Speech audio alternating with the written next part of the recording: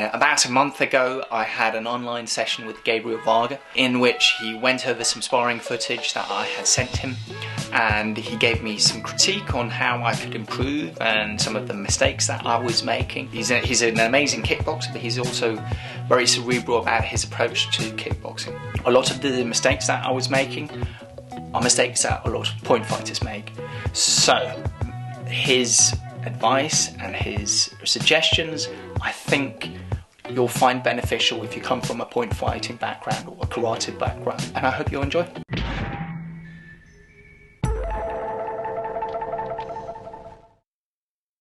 So the first one that I wanted to talk about was not countering off your opponent's kicks. Yes. So when they throw at you, that is a good time to take advantage of it. If you just give them the free shots, then there's no repercussion for them throwing. Whereas if you manage to block or you take a shot and then you follow up, you start to create that hesitancy. So the two ones that you seem to get kicked with the most, at least with the guys that you were sparring with, the ones that get executed and land or you block very nicely, are the round kick off their right leg. Yep. So for you, you come across and you poke. Yeah. So you get that block off, but there's no counter back. The counter back off that one probably would be a cross. Because you come from there, the backhand's loaded up, you just let it go. Yeah. Sometimes you'll have to take a little step occasionally. If you find like, oh, okay, I blocked and I can't reach them, or I can't reach them, it's blocked front foot, we'll just take a little step just to gauge your distance. But if you can just add that in, yeah, it just starts making your counter game just a little bit more effective. So there, step in, counter, yeah, or cross. And just make a couple of those, if you could just back up just a tad more, yeah. I just want to see you execute them as you would normally. Yeah. Do you want it on the bag or just... Just mid-air is fine. Yeah. Just facing right towards the camera is fantastic. That's here, so block, and then bam. Yeah? Yeah, just do 2 or 3 more.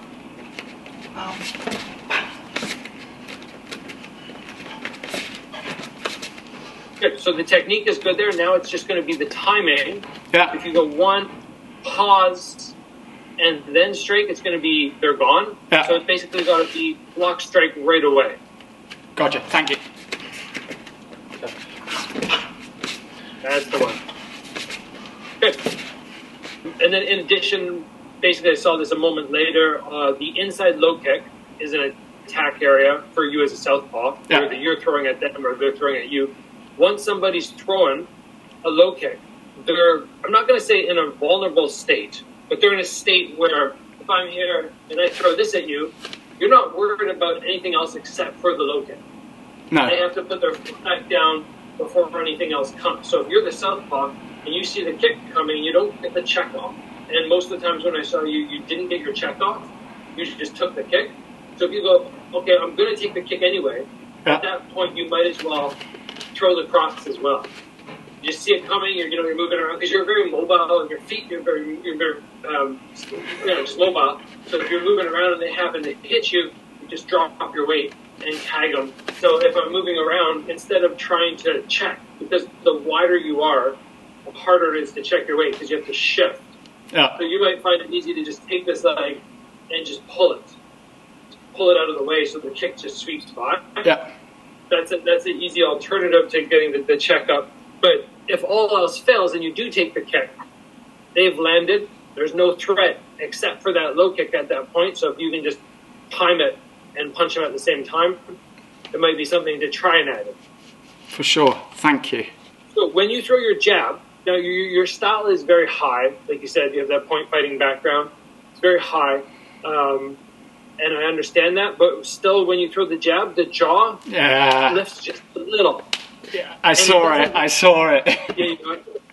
Yeah, and it doesn't need to be like that every time to that extent. But if you can just give a tiny little drop, yeah. It'll just be that much more likely to.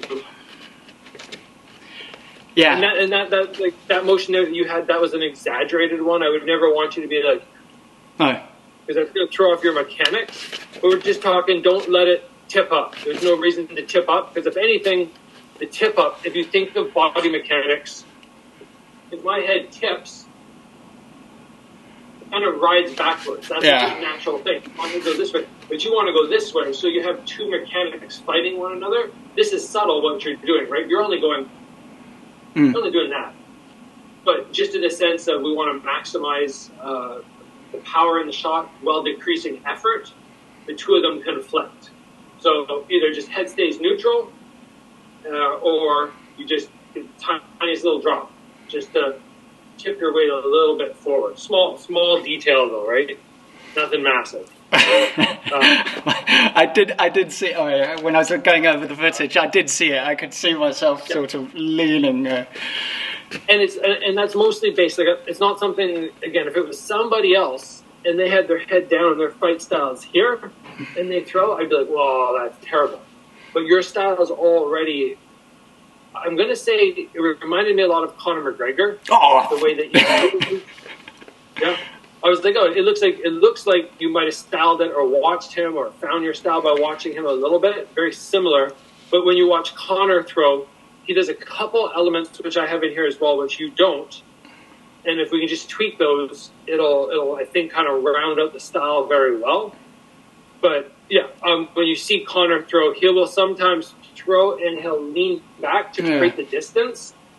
But he doesn't let his head rise up too much in the process. It's more through the back extension as opposed to keeping my head forward or my body forward and lifting the jaw. So there was one time in one of the later rounds where you came forward with a combo and the guy came with a big looping hook and it just touched you. And that's what you want to avoid, right? Yes. Okay. So once I started watching you and I went, oh, okay, you kind of remind me of like a combo of Adesanya and McGregor with like not a high output volume. It's not like you're go. But then I went, okay, there's a big piece of the puzzle missing here, and it's your fakes. If you are slower on the outside and you're calculated and you're trying to look for openings and you're not super high on the output, you've got to do something to slow the other guy down and make him think that shots might be coming. Because if you throw, like normally, let's say I throw, I don't know, somewhere between 5 and 10 shots per 10 seconds, but you're throwing 1 or 2, whoever's against you is going to start going, okay, there's a low output, and because there's a low output, and every time he fully attacks, I've got to be very careful. But if you start twitching in between, you're bouncing, you twitch, and then you hit them, and then you go back to a little twitch, it just keeps them off edge, or on edge, a little bit more. So that's why you'll see guys like Adesanya and McGregor both, they're doing something in between all their single long shots. And it's just that little extra element of displacement for the opponent. I'm kind of bladed, and I'm significantly better with my lead side than I am with my rear side, obviously. Would it be better to feint with one than the other, or should I try to do you know what I mean? Yes. Yes. Or southpaw, because generally as a southpaw, you do a good job sort of sneaking your jab. It's not always a straight up the middle jab. You kind of come around it, because if I'm here and this arm's up, you're catching me around the side. Yeah. So that's a good shot to land, but it's not a power shot in the sense that you're going to drop people constantly with it. So generally the southpaw is going to come off the cross, because angle-wise it's very effective, because if my hands are like this, the jab is impeded by my jab, but the cross is right there. Yeah. So if you can land a few of those, and then you start faking that jab, because the person's thinking about it, especially if you came rounded and landed a couple shots, they might naturally start going, oh, I'm going just this arm. Then you start faking the jab. When they open up, then you have an even clearer shot for the cross. So there's no real, you have to fake with this or that, but it's all game planning based off of your style. So yeah, if you land one, you move it around, you touch them again, and then you just start faking, and then when you fake, you fall to your cross. That might be a very basic example of what will work. You can also, you could fake with the jab and come with the power left round kick, which works well for a southpaw. You can fake off the front kick and fall to your jab, which you're already using. There's so many. I'm digressing a little here, but especially Adesanya, he does a lot of this where he twitches his hip, you know, with the, and similarly with Machida as well. So when I've been looking at the sort of a bit loose people, or people with loose styles that I'm inspired by, it's often from like the rear side that they're feinting. It's often this. So it's this is brilliant advice. Thank you very much. Yeah, so they fake off the back because the back fake is scarier. True. I would say, right? They're drawing, oh, I'm going to throw a power shot. It's also very easy to see it coming.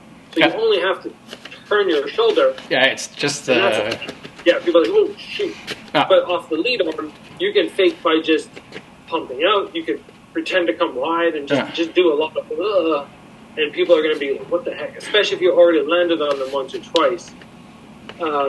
So anything goes. I think a lot of it is going to be, it's just trial and error more than anything. It's opposed to me saying, work this and this and this, especially based off, I haven't seen you throw fakes. I don't know what feels natural. You try out a whole bunch in shadow boxing, and then you try them out in sparring, because the main thing is you could drill and drill and drill, and if you go to fake and the person doesn't believe you, then it totally backfires on you. So it's got to be a fake where you do it and somebody, you see them respond. If there's no response, it's a garbage fake. So there's no point in even practicing it anymore. So you will learn through practicing and then trying to spar and then going, oh, this got the reaction I wanted. I'm going to keep drilling that, as opposed to maybe 2 or 3 other ones you try. Sometimes it's just, you just move your head. Yeah. That's it. Like, that's a fake because it still gets a reaction. Yeah, I'm horrible at moving my head. Yeah, I have that down as a note as well. You're actually very good at moving your head. I'm sorry? You're very good at moving your head, just in a particular way. A very particular way that you'll move it. I'll get to that. It's in here somewhere. I like to give people critiques. Mm-hmm. Obviously, since that's all we've done so far. I do like critiques. That's a big part of it.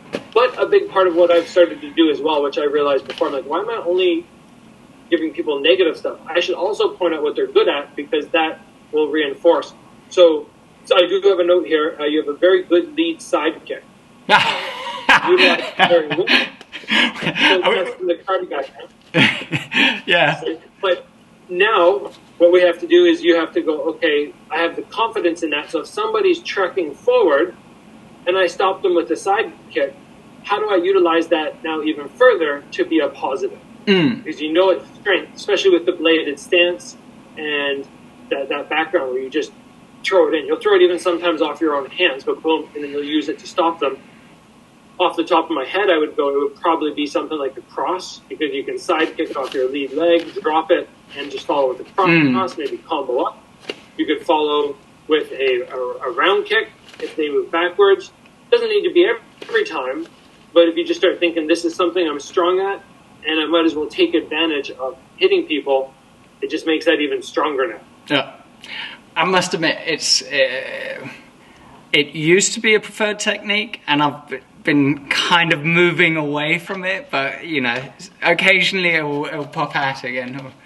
So. Yeah, you popped it out a decent amount in that sparring footage, and there's a tendency in the kickboxing, Muay Thai, not as much in the MMA world, but sometimes, to have a critical eye on sidekick, so view it critically.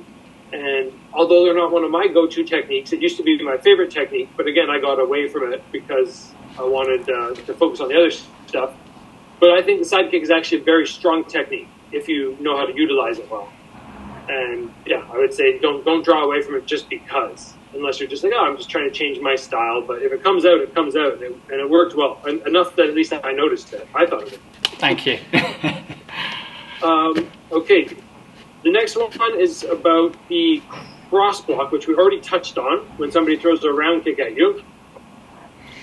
So you demonstrated before your cross block, and we were talking about getting that counter off the back. Yeah. If you ever get somebody who starts kicking fairly hard, I feel like they're going to off-balance you, mostly because your arms move, but your upper body doesn't move as much. Okay. So you get a power kicker and somebody who's trying to hit you as hard as they can, and what they're looking to do when you're there, they're looking to move you. Yeah. So when I started sparring years ago with these Southpaws who had come from Thailand, and they were just, their whole game, take the left round kick, blast it into there. And the first couple of times I did it, I sparred with them, I was like, then I get knocked back, and I tried to counter, and I was out of range. Then I started going, okay, I've got to commit my weight a little differently. Not that I'm leaning into it, but that it's not just upper body twisting. Because if I go here, that's great. I turn, but I haven't based out. So now what I do is I drop, I turn and I drop, and now my legs are strong. And I've almost gone with my lead foot. My lead foot comes from here, and it does a little turn. Yeah. So now I've gone from feet this direction, where if I get kicked this way, it's very hard for me to stabilize. But if I can turn my lead foot, now it's almost like I'm in a running stance. So like if you threw a... Yeah, now it's, I'm exaggerating here. I'm not actually going to go like this. No. But I'm going to turn a little bit, so now I'm almost like I'm ready to sprint that direction as opposed to this direction. Do that little turn. Yeah. And then like if you threw a hook in boxing, like the... Exactly. Yes. Exactly. So obviously you're sparring light. It wasn't trying to kill you sparring, but sometimes even in the light sparring, it's still good to really execute things, the finer details of things. Yeah. Like they would be hard, and that's just one I noted. And I went, okay, you know what? We can work on just shifting that foot and dropping just the weight in. And don't let the head move. It's not that I'm doing that. It's just that I'm turning, because if I throw my head in and the guy happens to kick at head level, then I'm going to get bounced out. It's going to feel that much more substantial. So it's just, but my head stays neutral. There we go. What is your front kick block? Yeah. I'm shit at that, but I'd just kind of do something like this, like a shuffle. Okay. So let me show you a couple of options, and let me explain to you the danger if you use the wrong hand to the wrong arm. So you as a karate or former karateka, you will know the danger of a Brazilian or a question mark kick. So if you come, let's say, you just imagine right now, you're throwing a left front kick at my stomach. Yeah. Yeah, and I decide I'm going to use this hand and I'm going to sweep it down. Yeah. But then the way through, you go, I'm going to throw the question mark kick. I have no block, except for shrugging and hoping you don't lop my head off. Yeah. If I go left hand to left foot, now if you transition, my head is covered on that side. You have no follow-up off that leg. No. And that's very often what I'm trying to accomplish when I block a technique. I want to think of the risk factor. So if I parry a jab and I go something like, oh, I'm going to block it like this with my elbow, I go, okay, my body's open. I need to know that. If I come across this way, I go, okay, I need to recognize if he fakes the jab, the hook's open. So I always have like a risk assessment. So this one is really good, but you just need to recognize that that is there. And if I saw you do that, I would go, okay, 1, make him think about it. 2, make him think about it. 3rd time, come to his head. And like 9 out of 10 times for me, I'll land on somebody with that. And that's just me recognizing. So I would generally go, instead of knocking this way with the right hand, I'll do the same direction, but with the opposite hand. Yeah. Bam. I'll come that way. Now, what this does is, number one, if the guy kicks at head level and I misinterpret it as a body shot, I clear my face. So if he comes up to head level, he's just going to hit my arm instead of my face. Whereas if I come this way, if he comes up to head level, I'm going to eat it because I didn't have anything pass by my face. So I come this direction, my other hand stays up, and then I pass through. There's other elements to it, like I don't want to stand my ground. I want to hollow out a couple inches as I do it, just so if he does touch me, it doesn't hurt. Then I scoop through, and then I have my counter low kick. But I just wanted to touch on that because it is an important block, and if you ever have somebody who's high level and they see you do that once and then they Brazilian kick you, you can go, okay, I know what happened. Or hopefully after this, You're not going to let it happen. It will never happen again now. So yeah, just instead of this direction, other hand comes, and you just clear it. You already mentioned this. You said that your head slipping is not good. I would disagree and say your head slipping backwards is very good, because I watch you a number of times when people throw it and you get that movement, which is still head slipping. You're still getting your head out of the way. It's just the elongated version. So I have a question mark, do you ever do side slipping?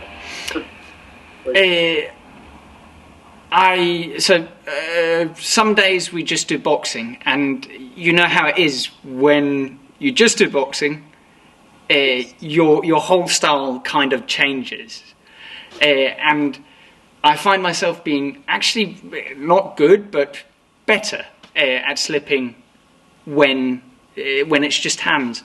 But I struggle with it as soon as we're kicking it again. And I'm not entirely sure what it is, but I think it's I don't know. Yeah. So the pullback, it's like an expression I say a lot. Not an expression, but it's something I say a lot about martial arts. It's good until it's not. So it'll work really well until it's not. When it doesn't work, it's like disaster zone. So I have a lot of guys around town who are very good. They'll pull back, and it's so hard to hit them because I think they're within range, and then all of a sudden they're out of range, and then I'll try and walk them down with 3 or 4 punches, and they just move their feet and stay back here, and it's super frustrating. But then eventually in the round I catch them. Yeah. And because I'm being nice, I catch them and touch them. And I don't know if they always recognize that this is a terrible position to be in if you do get hit, because normally if I'm here and I get hit, I've got some recoil, I've got some room to absorb the impact so my head isn't snapping. Once you're here, there's nothing to do except for your head to snap because you're out of extension range. So that's when the side movement starts to come in really well. If for some reason you're here and you're leaning back, then you move to the side to readjust. Yeah. So it doesn't need to be, you need to change your style, and every time somebody attacks, you need to start side slipping instead of backward slipping. It's just if you're out of range, you're here, and you're like, oh, you know what, I want to not stay here for too long, because recognize this is a bad spot to be for an extended period of time.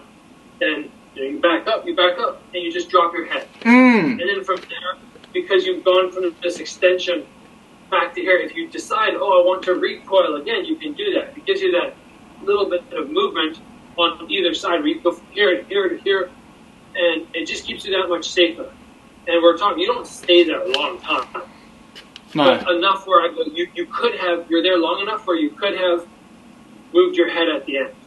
And you're the only concern about side slipping, as opposed to boxing, is there's the kicks. Right? So that's usually the reason that people get nervous about slipping. Yeah. Another element. So just make sure, if your hands are up here, you kind of have them there like that. Just hold it to your head as you drop it right to the side. And then if you want to recoil again, you're fine. But just combining those two things together will make the overall head movement, which you already have, that much more effective. It's very obvious that I have some very karate style problems. There's it's very sort of straight in out. There's not a lot of not enough circular movement, or at least off the center line.